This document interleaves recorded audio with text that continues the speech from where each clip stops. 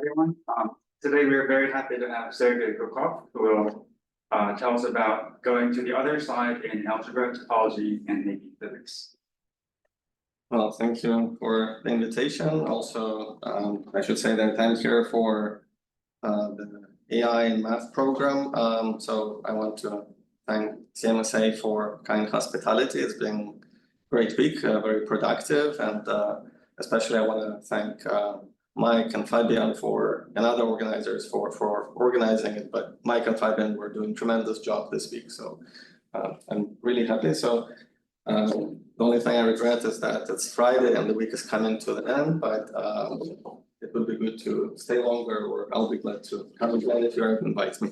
So, right, so this talk, I have slides, so they're perfectly prepared, and I know that for people on Zoom it could have been a little easier if I had slides, but I decided to go with Blackboard because I basically want this talk to be introduction into certain subject. So it's based on joint work with my former student Angus Bruin, Eugene Austin, who is a mathematician. His expertise is analysis, and Gerald Dunn. So he's a mathematical physicist, actually not too far here in Connecticut. And you can find all kinds of details on the archive. So it's 1210. Oh, this is the number. And my job is to basically give in this talk introduction to this paper. So explain what we do there. And part of the reason is that paper is quite technical. Very quickly it gets in the weeds of functional analysis, complex analysis, so you'll see where that comes in, hopefully, in the talk. And also introduction for this paper is written in a very different language than what I'm going to give you. So our focus was complex transassignments, and that's how we framed much of the paper, but it has much broader applications, use, and that's what I want to convey in this talk. So this is basically like a prerequisite or intro into why this is interesting, or what kind of problem we're studying. So we'll start with in this talk, I'll basically talk about interesting phenomenon which does appear in many different fields. And so let's define the phenomenon. Suppose you have a function of the following form: e to some power delta C0 plus C1 times Q plus C2Q squared plus ... such that this delta is rational number, fractional. Delta belongs to rationals, and all coefficients C0, C1, and so on, they belong to Cn or integers. Okay, so therefore the whole thing will be to the delta 0 to T. So we have such function, and we'll come back to why that's an object of study or interesting in a second. That's going to be most of the talk. But let me start with an example and try to illustrate phenomenon that I want to explore with concrete examples. So example will be the following function. So for my f of q, I'm going to take 2 times 1 minus q minus plus q squared minus q to the 5 plus q to the 7 and so on. And I should continue because that's probably not enough. You can even put this into encyclopedia of integer sequences and try to recognize what this is. Minus q to the 12 plus q to the 15. Minus q to the 22nd, and so on and so on. Okay, I think that's enough. So, and I want to ask, in general, the following question. So this is clearly of this type. So I want to ask what happens under the operation when q goes to 1 over q. Okay, can I write this as a function of q, not q inverse? I mean, obvious thing is just to replace q by q inverse and declare victory, but question is, can we rewrite it like this? So that's the question I'm going to ask. So let me illustrate it here. So this particular one, so this example I gave you, you can write in the following form. So in fact, everything I wrote can be given in a closed form. So it will be a sum over n, which is greater or equal than 1, minus 1 to the n, times q to the power n, and minus 1 over 2, divided by minus q. Okay, so here I use what's called Kuppenheimer. So the symbol xq, and it means that it's a product of n terms. So product over I from 0 up to n minus 1 of 1 minus x to the power. Did you call? Hmm? You gave a name to Oh, this is Kuppenheimer's law. you. Kuppenheimer.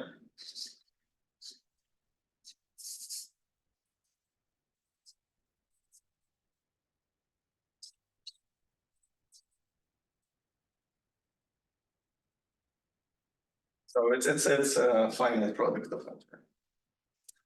And basically here the power of q is increasing, so that's why people, I mean, most important point here is, so the first entry tells you where it starts, and then q is basically a variable with respect to which the powers are increasing. Most of the time it's actually q in various q functions, q holonomic, q quantum anything. So therefore, sometimes people even need the second, or it's just kind of assumed that it's all q. And your general power series, you could have radius of convergence 0. Right, we'll come back to it. So for me, it will be important that it has radius of convergence finite. Positive. Yeah, positive. What's okay, so the second line defines first line. Exactly. Second line defines first line. And when I was a grad student, I learned the lesson that if you ever write some general closed form, always give first few terms in the expansion. At that point, it wasn't clear to me why, for illustrative purposes, but I think that's a good idea. So I'll use it in a crucial way. This is related to the dialog, quantum dialog. It is related to all kinds of things. So basically, the rest of the talk will be unpacking many such things. So, but first, let me show you kind of magic trick or a simple exercise. So this is expression, which is basically a ratio of one polynomial in Q by another polynomial in Q in every single term, because again, that's a finite product. So yeah, thanks for the question. So what we can do, if I desire to implement this goal, I can replace Q by Q inverse in numerator and denominator, and then multiply by sufficiently high power of Q so that everything looks again as a function of Q. Okay. So if I do that, I get the following. So naive way to do this operation, Q goes to 1 over Q, is going to give me the following dual function. So I already start calling them dual or denote by check. So this will give me 1 minus sum over n greater or equal than 1. So this is something you can easily do on the back of the envelope. In fact, with the same speed as I'm just writing it, it's not too hard.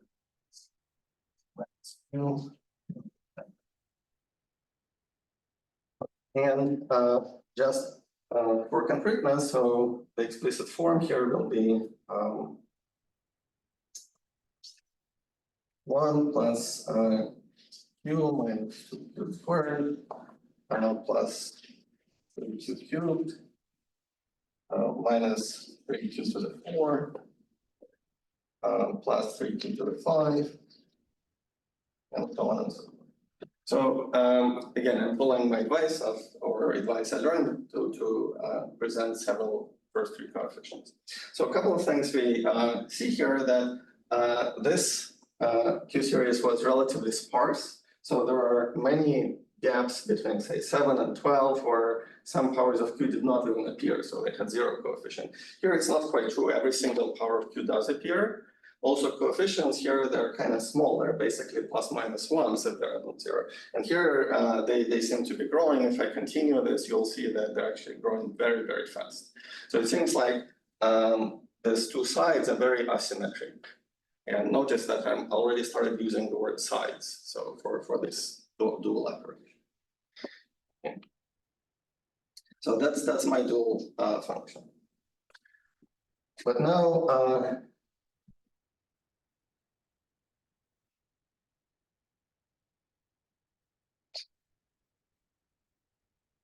it also happens. So if I expand that series and try to ask what kind of object does this have to check that we obtain, you can also write it as sum over n from 0 to infinity qt at n squared divided by minus q n squared.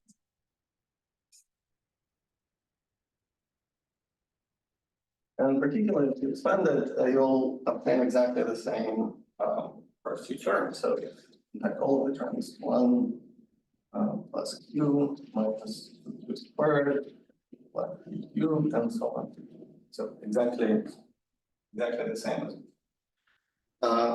So This is a non-trivial relationship. yeah, that's a non-trivial relation.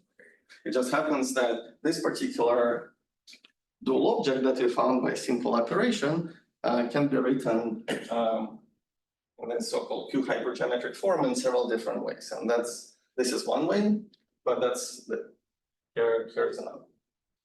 So now I can ask the following question.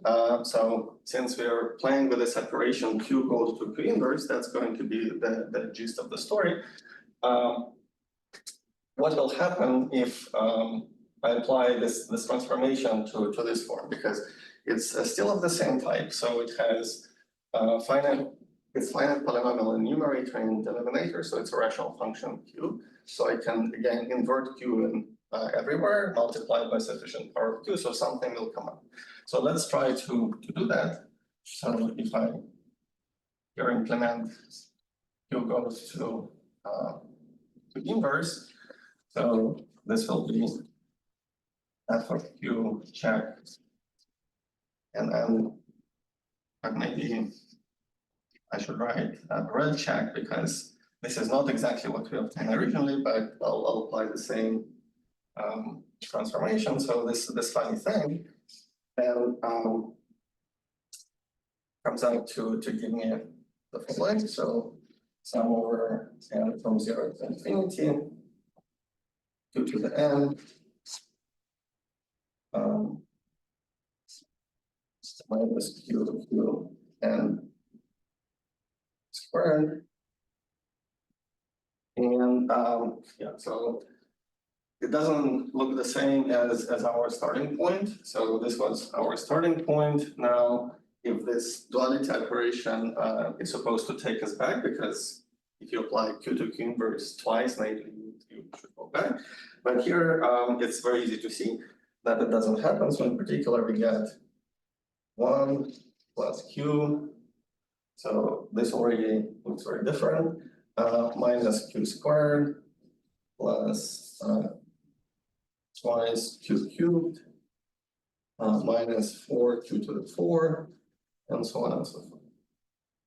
Okay, so you can see that indeed expanding into the first two terms is a useful thing to do, because here it clearly tells us that, yeah, they're not the same. In fact, it looks like the result of applying this operation twice to different form gave us something which again has more of a feature of this dual that it has growing coefficients, all powers are present, and so on. So it's qualitatively different from what we started. So this is the question and phenomenon that I first came to see about 5 years ago in a paper called 3D modularity. So we'll come back to this phenomenon. That's another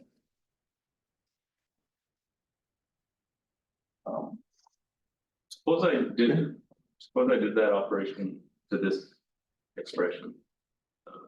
to this one. That Yeah. other thing. Yeah, so then we would actually automatically Get the same. you would get the same because that's how it was obtained from here. So if it's a rational function, in every term we replace q by q inverse multiplied by solution power of q. So yeah, so this two would automatically give you evolution. Somehow using that one. Exactly. So this teaches So it is coming from the incompatibility of taking some and taking some and the implicit, yeah, so checking the implicit. it comes from incompatibility of The incommutability, non-commutability of the operation of taking some in Correct. some in and taking check. exactly. That's exactly right. So therefore, question that we asked 5 years ago, I think, in this paper, and it was important for various things. We asked, does this operation make sense in general? So if you have a function of this form, then integer coefficients and some possibly rational power of q in front, can we always, or rather question would be, in what class of functions can you take the dual? Okay, so we're asking, it's a question, if you have this f of q, does the separation f of q check make sense? So q goes to q inverse. And this seems, so the answer that we received 5 years ago was probably not. And in fact, there is a very specific class of functions I'm going to introduce in a second. That's very useful. But you would expect that what I just told you is not serious mathematics, because you can bring some functions in this Q hypergeometric form, but not every series of this type has such form. And also what I just illustrated is that if it exists, it may not be unique. So therefore, the notion of this dual is not unique. So the question is, can we make a mathematically serious definition out of it? And so that was question number one. Question number two was that there is a particular class of functions that many people care about. So this is definition. So these are called false theta functions.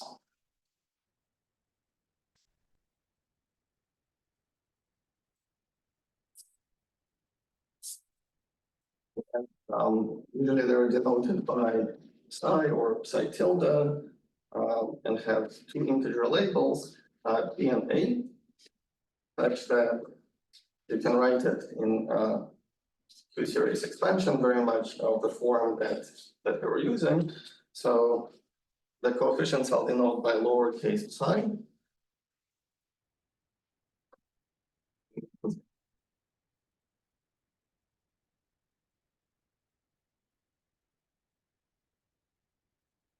So it's easy to see that it belongs to the QA squared over 4p C of q. So this is same form as we want. And important thing here is what are the coefficients? So it has an expansion in n. It could be viewed as a sum over one-dimensional lattice where q is raised to some quadratic power. So that's why it's called theta function. The reason it's called false theta function is that these coefficients, lowercase psi, are a little bit funny.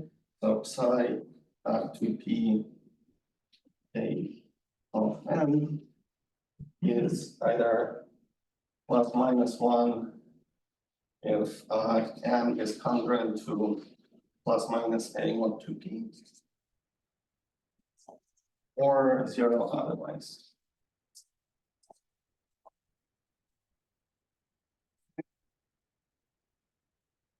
So therefore, in view of this definition, you can ask a version of this question. So this would be specific question number 2.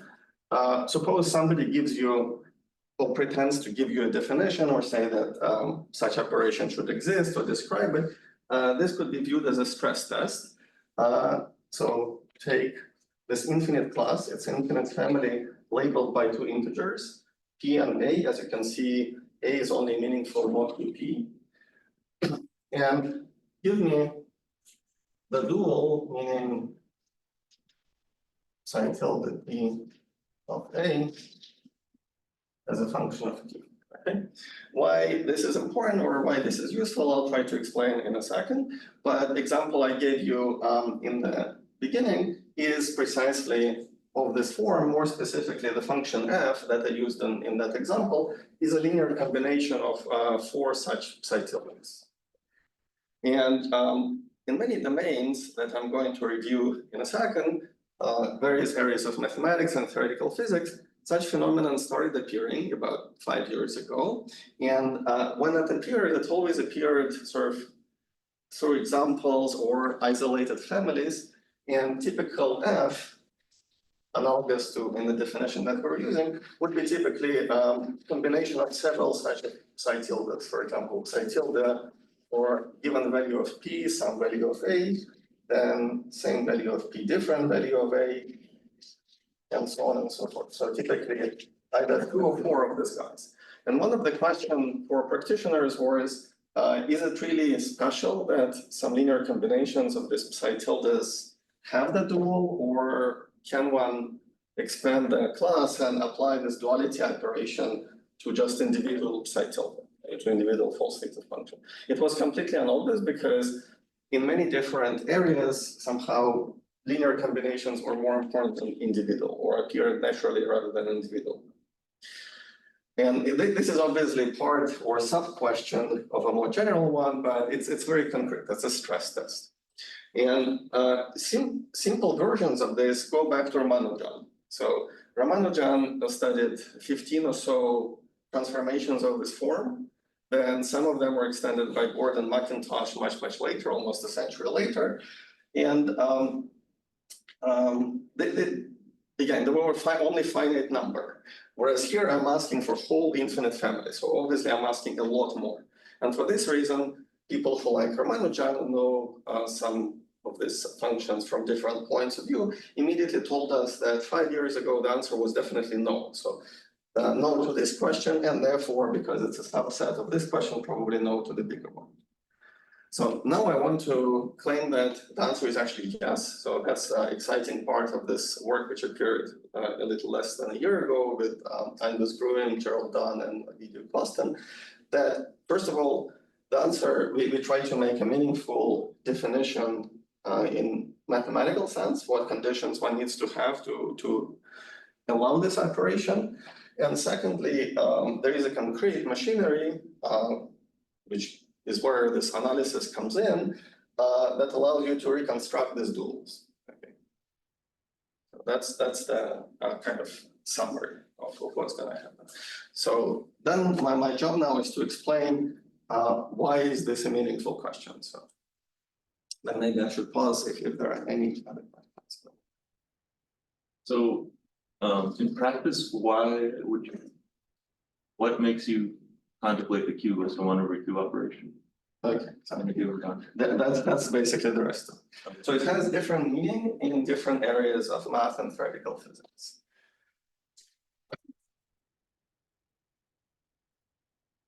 So I'm going to erase everything else by this general form.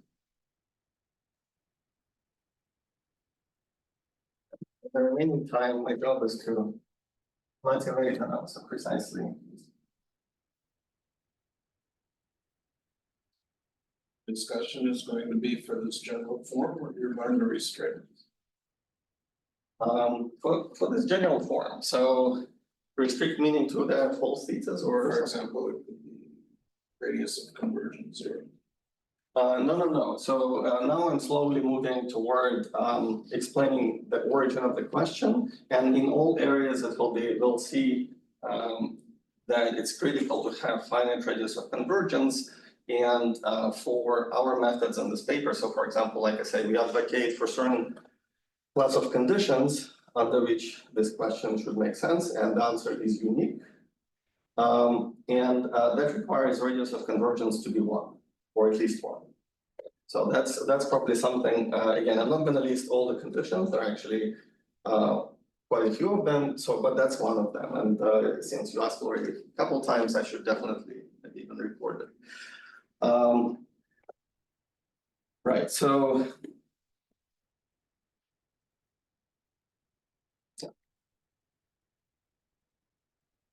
that was, in some sense, precisely the point. So many of us approach the question from different viewpoints. So I'm presenting here sort of my interest or my perspective on the subject. But again, Eugene Wigner is pure mathematician. So he's rooted in analysis. And to him, the question was, does this operation exist? And is there a unique version? So something interesting that happened, it came up in many different areas, and again, I'll try to summarize that. But what was interesting is that there were isolated examples, but when the separation did exist in, say, algebra or number theory or topology, the answer turned out to be the same in different areas, across different areas. So it was kind of funny that even the question does not make sense in any single given area, but when the answer was produced, it seemed to agree across the fields of mathematics and theoretical physics. So obviously there was something going on, so it was worth explaining. And that was precisely motivation for a video to ask, what is the set of conditions under which we can claim that the answer should be unique? Because that hopefully would explain why it coincides across different domains. That was, in some sense, definitely his take on the question. Okay, well, let me proceed with my plan. So I was planning to clarify why does this come up? So to answer basically your question, why would somebody be interested in this class of functions? So first of all, once we see integers, we should think that we're counting certain objects. And in fact, this function that I presented to you, it could be written as, it has some combinatorial meaning, it counts certain types of partitions. So integer coefficients here are some particular count.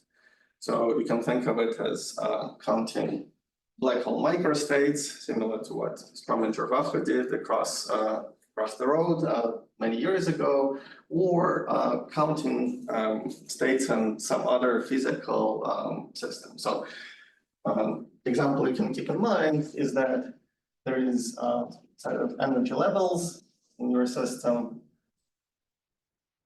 and there is a ground state.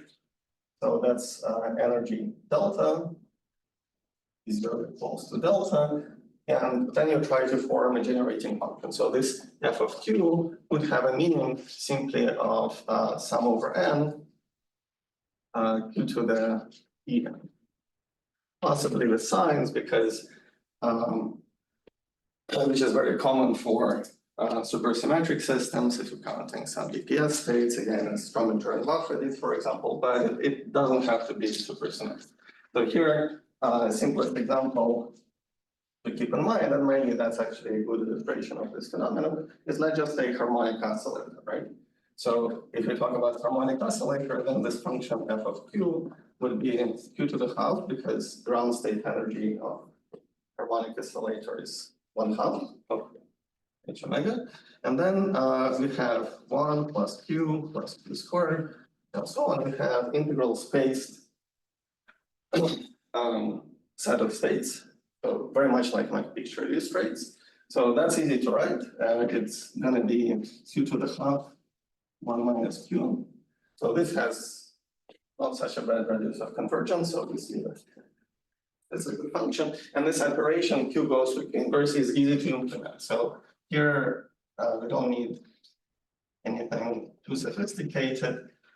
We can just take q to q inverse But then, so that's actually easier version of the exercise we already did. Multiply everything by power of q to see what it looks like, and we see that it basically comes back to itself. Except that there is a minus sign, but other than that, it's q to the half, 1 minus q, which again, of course, is minus q to the half, 1 plus q squared, and so on.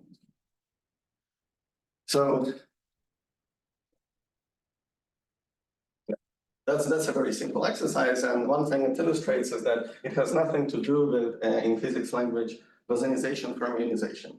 So some people speculated, I'll come back to conformal field theory, two-dimensional conformal field theory in a second, but people speculated in early days of the declaration that it may have something to do with Bosonization from ionization. Obviously not, because we take a single bosonic oscillator, it goes back to the spectrum of single bosonicals. The only thing that rings kind of a bell of fermionic something is this minus sign. So it pretends, it seems to say that, I don't know, mathematically, if we are working in derived setting, then this minus sign could be naturally explained. So this could be a hint for higher structure.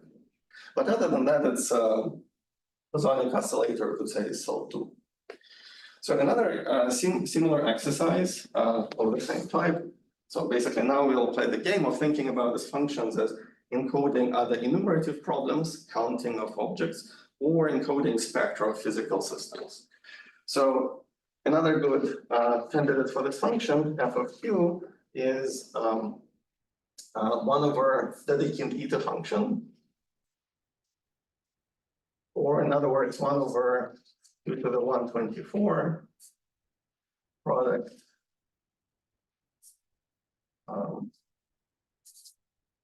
of 1 minus q to the n.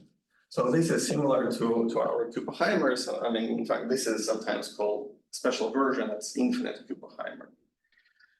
So we can do the same game. We can try to invert here q to q inverse.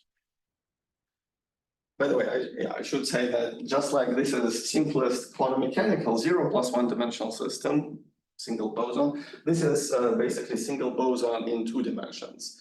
It's final character of a simplest bosonic 2-dimensional theory. So if I take q to q inverse here, what's going to happen is that, well, we get all these terms 1 minus q to the n, so let's not worry about the sign.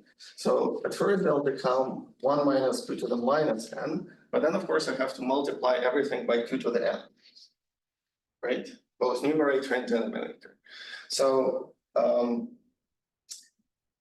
in the denominator, it's going to restore the same form, so it will bring me back to 1 minus q to the n up to the sign. But in the numerator, it will collect all kinds of terms, so they'll get a product over all m from 1 to infinity of q to the n, right? So, but then we know, so what do we make out of this? We know that this is of course same as q to the sum over n from 1 to infinity of all values of n, but this is minus 1/12, which perfectly compensates what became minus 1 over 24 in the denominator. And again, up to a sign, we find that the dual here is 1 over eta of q. So bosonic systems in 0 plus 1 dimensions and 2 dimensions are actually self-dual under this funny operation that we're trying to make sense of. The sign should be like I or something.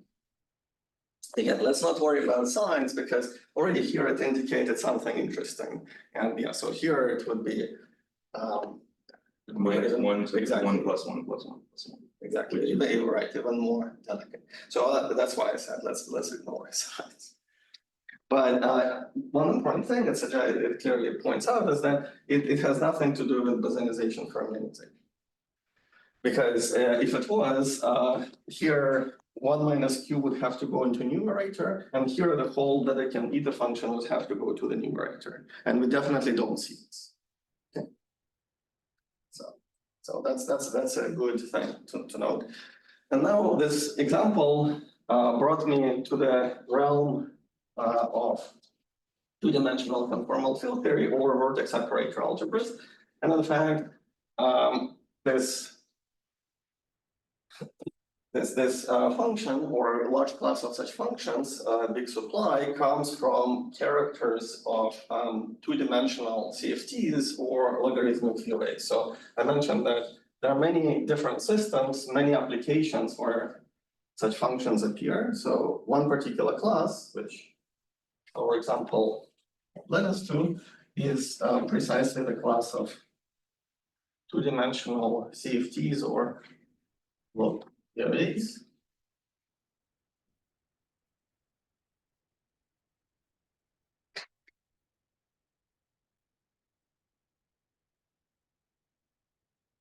So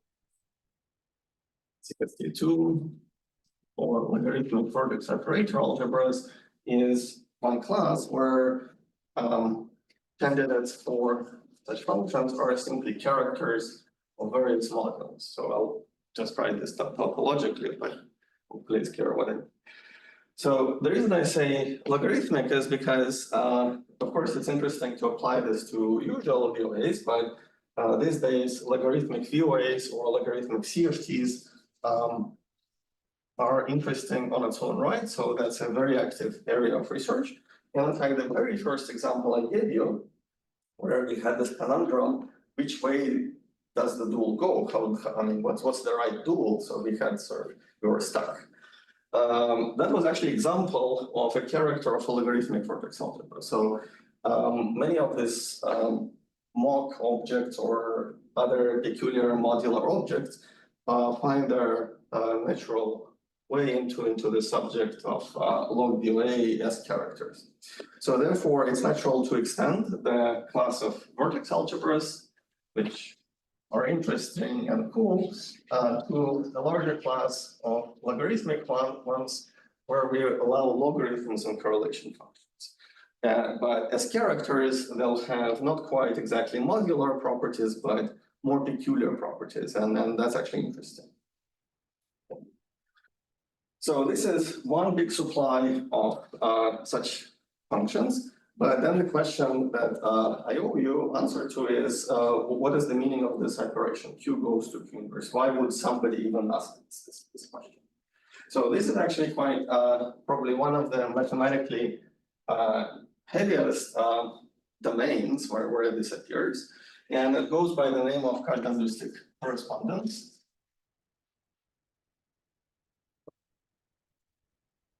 Which has two sides. So this talk is about going from one side to the other and back. So in every domain that I'm going to describe, there will be two sides. And what's interesting, they're very asymmetric.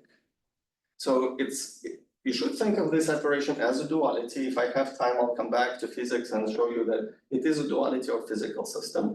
But unlike many dualities that we used to see, for example, strong weak coupling dualities and such, where two sides are in some sense symmetric in terms of complexity or I mean, electric and magnetic are sometimes, for example, almost identical up to change of variables.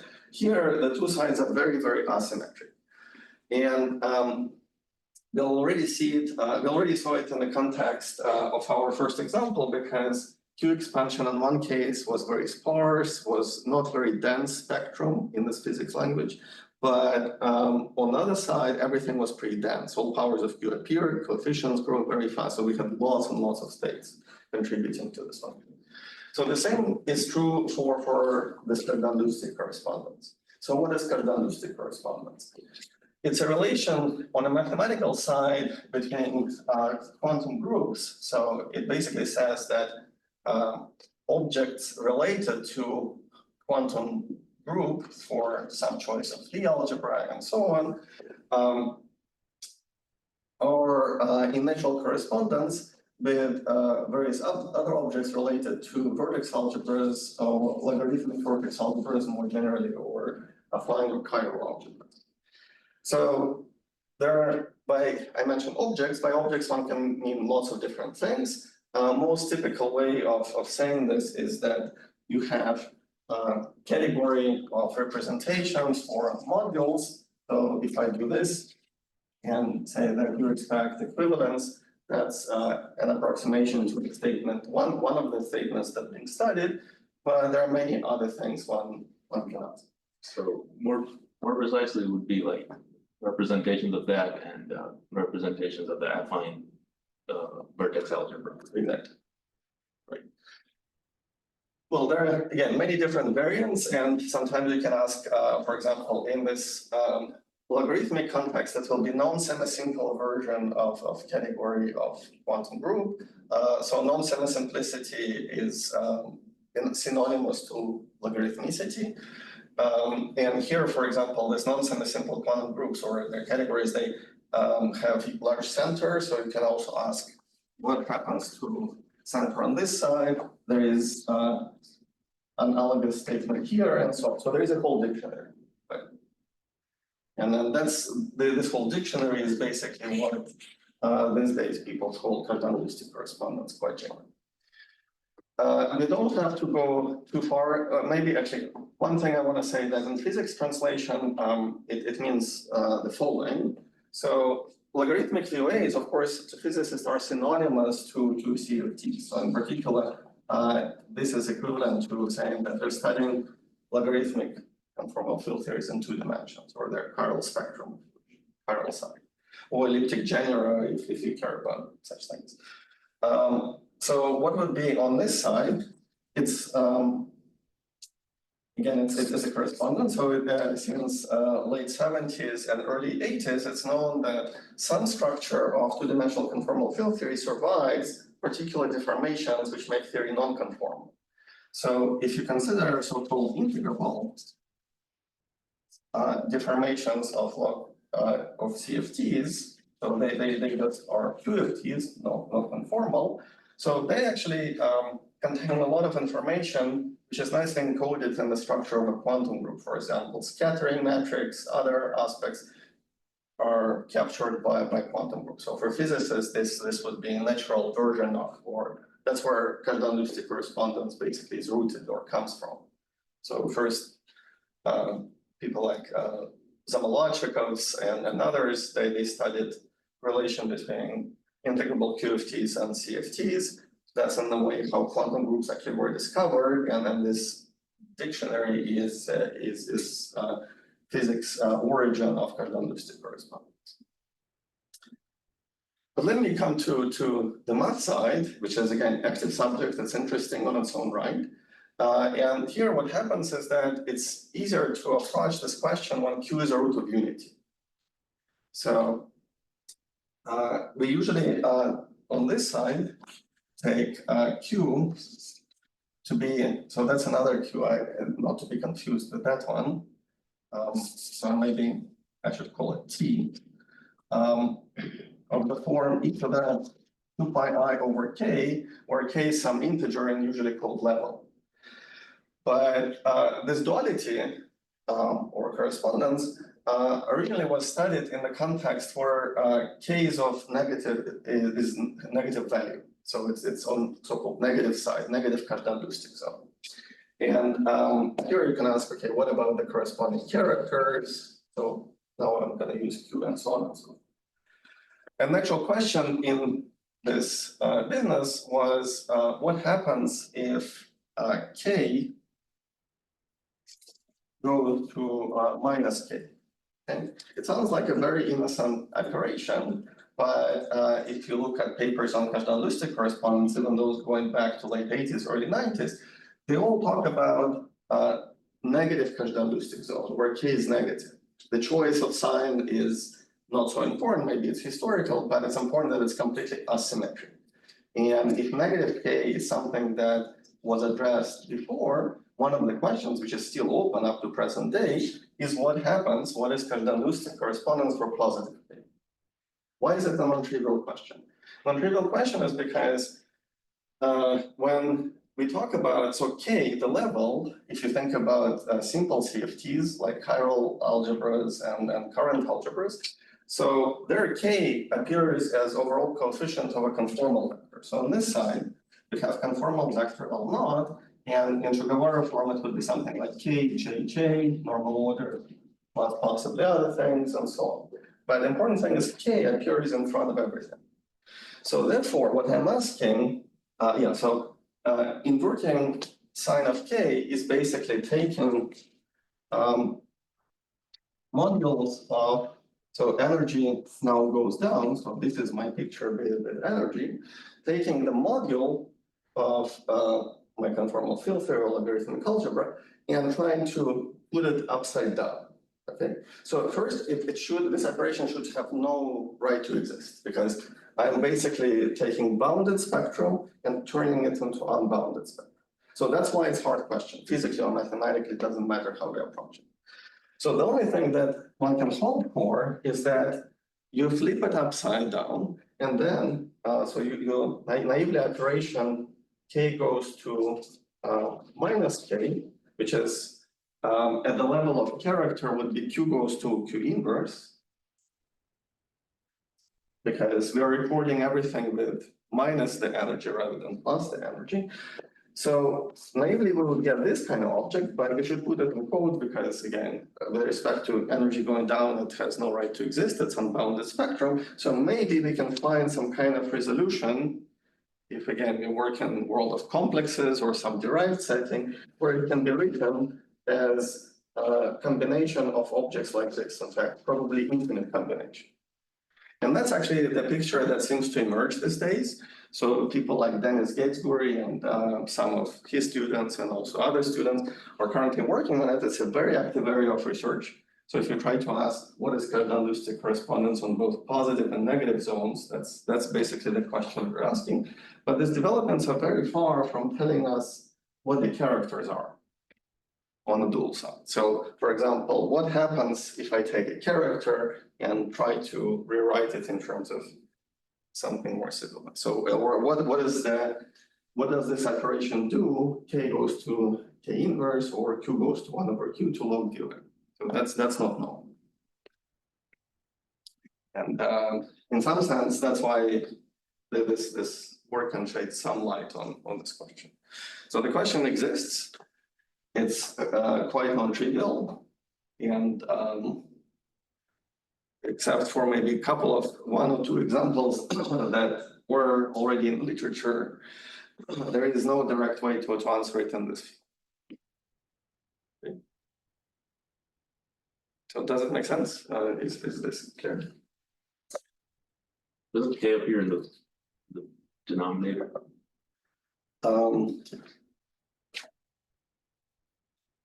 This will go over.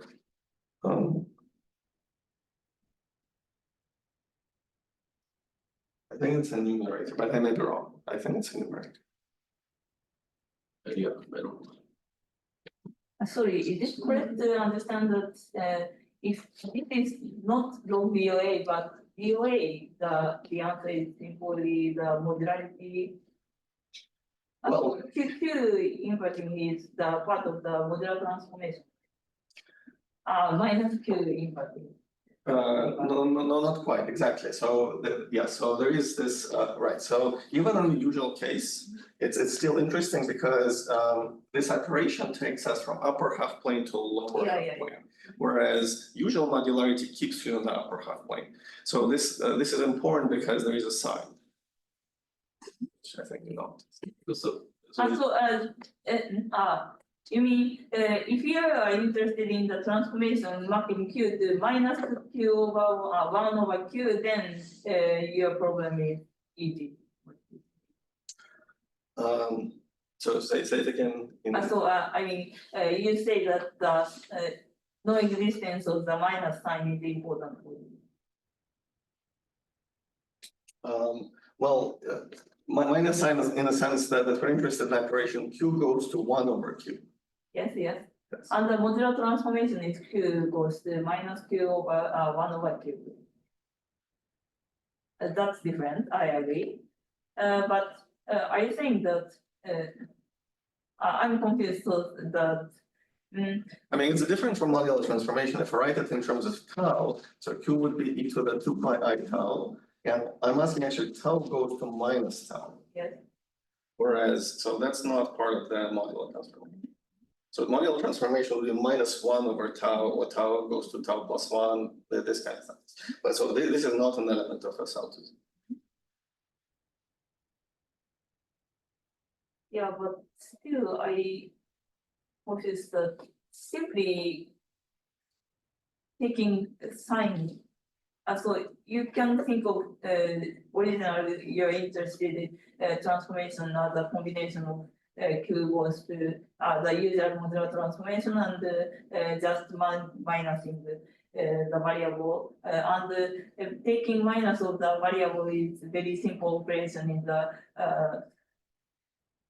expander, right? I'm not sure, so let's discuss. Sorry. Yeah, so this operation is non-trivial and yeah, even in the usual case, there is something going on, but it's actually in some sense better if it's logarithmic part of this time. So, right. A quick question, so, you worry about level shifts? No, here there is a level shift, so I sweep it under the rug because it doesn't play a role here. So what gets inverted is the shifted level. Okay, So even in the definition of positive negative Kazhdan-Lusztig zone, we usually define it relative to the dual Coxeter number. So I don't even bother to say that.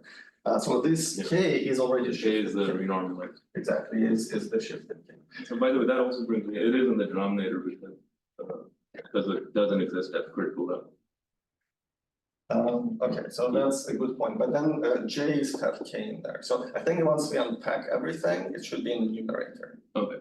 In terms of, so K will be multiplying and then basic oscillators. So this is one application. So there are a couple of others and they all turn out to be related. So in the study of three manifold invariants,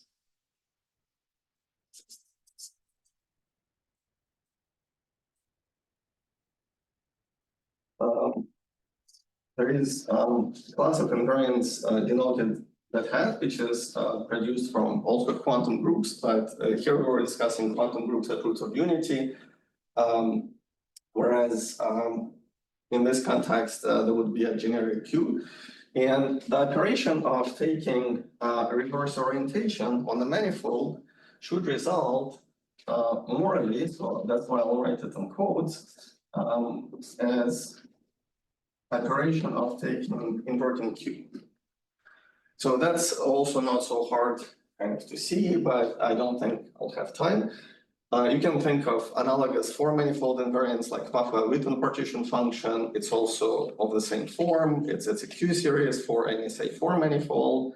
And if you invert orientation, roughly speaking, it behaves in the same way. So you can ask questions about manifold invariants which take the form of a Q series. And every time we have a TQFT which has infinite dimensional Hilbert space, the operation will be non-trivial. And basically we're asking what relates to orientations, and for TQFT to be actually useful in low dimensional topology to say something about smooth structures in 4 dimensions and so on, it better have two very asymmetric sides. So that I won't be able to explain, but actually from topology point of view, we want them to be asymmetric in order for TQFT to be useful. And that's what happens here. And maybe last application I want to mention is that in the study of 3D n equals 2 QFTs, coupled with 2-dimensional 0-2 boundary conditions. So this kind of system could be viewed as a 2D, 3D elliptic genus. It combines information about spectrum of 2-dimensional boundary condition and 3-dimensional theory. Sometimes also called half index, and it has several variants. So you can think of it as this picture where you have 2D boundary and 3D. Well, you also get these sort of functions that emerge naturally and then encode the spectrum of the system. So there are many different applications, and in view of time, I won't be able to tell you much about them, but let me give an answer how we basically go about solving this problem. So what is the key element? So when we work with a Q series, it starts like near Q equals 0. So we have expansion here. And then ask very important question, to which I really come only in the end. What is the radius of convergence? So it's important for us that it's 1. So all of these functions that appear in these fields, they converge inside the unit disk, but not on a boundary. And what I'm asking by this operation Q, I mean, it's a strict inequality. By this operation Q goes to Q inverse is to find a function that I call f of Q check that lives outside of the natural boundary. So the way we do it in the paper is we form an expansion near the point Q equals 1. And in fact, so Q is nearly 1, so we write Q is exponential of h bar. And first step is to rewrite what happens here near Q equals 1 for small values of h bar. So then what's going to happen? So f of Q, when Q is h bar and h bar is small, will be some series of the form something like sum over n, an h bar to the n, and here the radius of convergence probably is going to be very, very poor. At least that's what happens in generic examples. So you said the circle's a natural boundary, Yes, so we should think there's. exactly. So exactly, yeah. So what function are we talking about in that origin? Yeah, so what we're talking about is that's why it's always formal power series with 0 radius of convergence. Here, exactly. So when I try to write it like this, that's the best I can do. And because of what we discussed, it's pretty much guaranteed to have 0 radius of convergence, unfortunately. But now, what this analysis can do for us is once we write it in this form, so let me write it as Z perturbative of h bar. So because it's now like viewed as perturbative expansion, and we should think of this f of q as providing non-perturbative completions. So what we can try to do is to ask, okay, I just in terms of h bar, I want to flip the sign. I mean, basically take h bar to minus h bar. So that was tau to minus tau operation. And right, so the question that we're interested in, the main question we want to study. So I'm gonna finish in a couple of minutes. Is what if I have now sum over n minus 1 to the n and h bar to the n, right? So can I resum this object in terms of Q series? So can I write this as an expansion of f of q dual as here q is e to the h bar, right? So that's exactly what we do in the paper, and that's where so-called resurgent analysis comes into the game. So it allows us, so it's a procedure which is again comes from complex analysis that first you try to do Borel transform of this formal perturbative series, and then do Borel resummation. And that's where various conditions naturally come in, which again we interpret as conditions on original function f of q to have this magic property. But the point is that this point q equals 1 is sort of middle point that connects two worlds or two sides, which are very asymmetric in many of these fields, and that's what we're trying to connect. So if we manage to do that, then we're done, and that's exactly what the paper does. Okay, so I'm I think out of time, so I think I should probably stop here, but I'll be happy to answer more questions.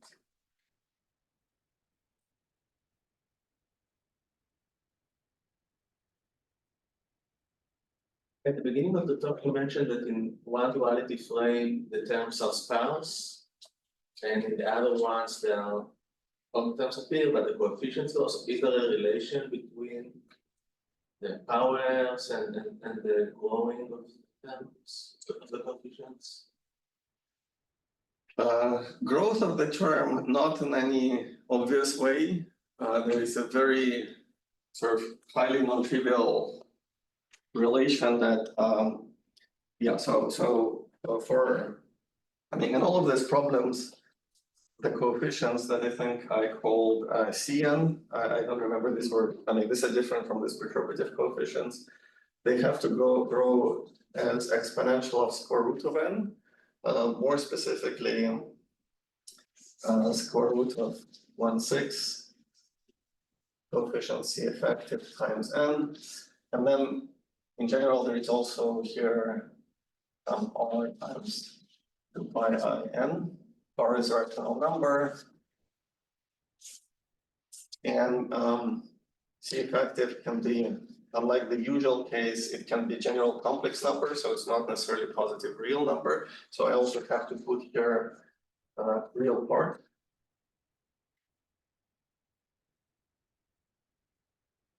What is here? And for instance, the simplest question is, okay, what about this growth? So it's only manifest on one side, where we really see growth of the coefficients. So that was F check in my first example. But on the original side, in our example, we, for example, didn't see any growth. Nevertheless, you can read off this value if you analyze behavior of that original two series that I gave you near this point. So that's precisely what the Resurgent analysis does, and does really well. So it allows you to unpack some of this hidden structure. So therefore, the answer is yes, it's part of the package, but it's completely non-manifest. So in other words, I don't think there is any simple relation between powers of Q or terms in Q expansion that appear on both sides, or definitely growth is also different. So they're very, very different. This is basically my punchline, but the two sides are extremely asymmetric, but the relation between them becomes more apparent if we expand near this point, which is also meaningful in many fields. So the conformal field theory side, it's like going from a system of 3 bosons to like a theta gamma system or something, like something with negative level. Or like a. Actually, I don't know what, so I think in general, this is actually a question. So this is fairly recent work, so we barely managed to answer the question, what happens to characters? Mm-hmm. But I don't know how to upgrade this to vertex algebras or their representations. So the actual question, based on what I discussed, is suppose we take, in general, logarithmic vertex algebra conformal field theory, and now we want to ask, what is the dual check? For example, in the context of Kazhdan-Lusztig correspondence, it's clear what we mean, but probably there is a definition even in much broader context. Mm-hmm. Or maybe definition of Kazhdan-Lusztig can be extended to much broader context. I don't know. But that's a very good question. So we have a lot of discussions with Fagan and others on how to possibly define it, but it's a fantasy at this point. So, it's clear that something like that should exist. There should be a duality between CFTs or BOAs, but I don't know how to define. But one constraint would be the level, if there's a action of the affine vertex algebra. Well, it's not a constraint, it's a like wish list. Yeah. That conformal vector flips the sign. Mm-hmm. And you want to make sense of it. So that's basically a way to pose the question. If I give you log VOA, flip the sign of conformal vector, right, and tell you, go ahead and give me the definition in whatever derived world or some other world, doesn't really make sense. So that's where the question is.